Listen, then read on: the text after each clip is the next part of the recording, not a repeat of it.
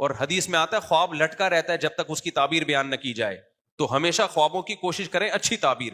تو اس مرید کو رات کو خواب آیا، مولانا اشرف تھانوی نے اس کی اچھی تعبیر بیان کر دی کہ اشرف علی رسول اللہ کی تعبیر یہ ہے کہ تمہارا جو شیخ ہے یعنی میں ہوں، شاید مجھے سنت سے محبت ہے، اور کہا کہ مجھے اس تعبیر پر اصرار بھی نہیں ہے، میں بھی پاسبل، یہ ان کی تواضع تھی کہ میری نسبت نبی کی طرف ہو رہی ہے، یہ خواب ہے. پھر بھی اگر کوئی ہٹ دھرم اور ضدی کہتا ہے کہ نہیں جی یہ تو کلمہ پڑھایا ہے، تو پھر 2 نمبر ہی چھوڑ دو بھائی.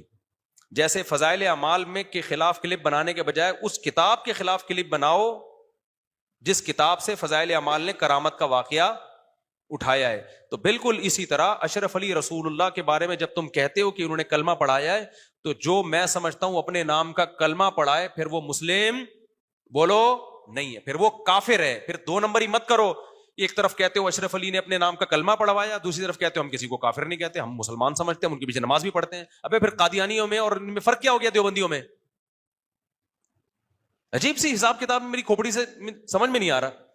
پھر آپ بولے جب کلمہ پڑھایا تو کافر ہے نا، یہ بیچ میں کیوں اٹکے ہوئے ہو؟ دیکھو مرزا غلام احمد نے اپنے نام کا کلمہ پڑھایا، خواب میں نہیں بلکہ جاگتی حالت میں. کیا ہم اس کو مسلمان سمجھتے ہیں؟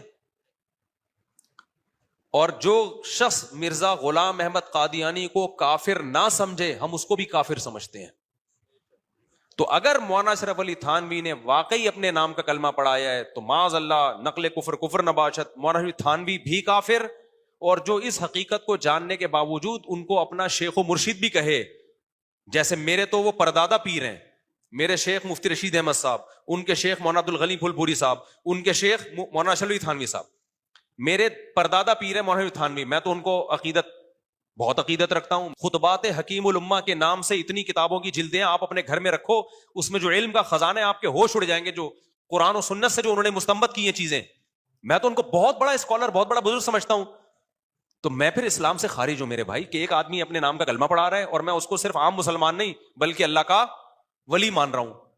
اور میں جیسا ہوں، ہمارے جتنے بھی لوگ ہیں سب یہی ان کے بارے میں یہی عقیدہ کہ بہت بڑے بڑے بزرگ تھے وہ، تو وہ سارے اسلام سے خارج ہونے چاہیے، ان سب کے پیچھے نماز جائز نہیں ہونی چاہیے. لیکن عجیب بات ہے یار، ایک طرف آپ کو کہتے ہو اپنے نام کا کلمہ پڑھایا اور دوسری طرف کہتے ہو ہم وہ ان کو مسلمان سمجھتے ہیں. تو مرزا میں اور ان میں کیا فرق ہے بھائی؟ اگر آپ کہتے ہو کہ نہیں اصل میں ہم کسی میں کفر کا فتویٰ نہیں لگاتے، احتیاط کرتے ہیں، تو مرزا کے بارے میں بھی احتیاط کر لو نا. مرزا غلام احمد قادیانی کے بارے میں بھی کیا کر لو؟ احتیاط. اگر آپ کہتے ہو اس کے بارے میں احتیاط اس لیے نہیں کرتے کہ کورٹ نے اس کو قادیانیوں کو کافر قرار دیا ہے، اس کا مطلب اگر کورٹ قادیانیوں کو کافر قرار نہ دیتی تو پھر آپ کی نظر میں وہ کیا تھے؟ یعنی کافر بنانا نہ بنانے کا رائٹ کورٹ کے پاس آ گیا ہے کیا؟ آج کورٹ کہتے عیسائی مسلم ہے تو ہم مسلمان مان لیں گے کیا اس کو؟ اور اگر آپ کہتے ہو نہیں جی مرزا غلام احمد قادیانی میں اور مولانا تھانوی کے کلمہ پڑھانے میں فرق تھا، تو وہ فرق پھر آپ کے ذمے ہے. آپ کہتے ہو نا وہ فرق تھا جس کی وجہ سے ان کو ہم کافر کہتے ہیں اور ان کو ہم کافر نہیں کہتے، تو وہ کیا فرق ہے وہ آپ پھر بتا دیں کہ دونوں کے کلمہ پڑھانے میں فرق کیا ہے. تو پھر آپ ایکسپلین کر دیں. جب آپ اگر ہو سکتا ہے آپ جو ایکسپلین کریں وہ بالکل صحیح ہو اور لوگ کہیں پھر تو گلی ختم ہو گئی بھائی جب آپ یہ تعویل کر رہے ہیں. تو میں سمجھا پا رہا ہوں اپنی بات؟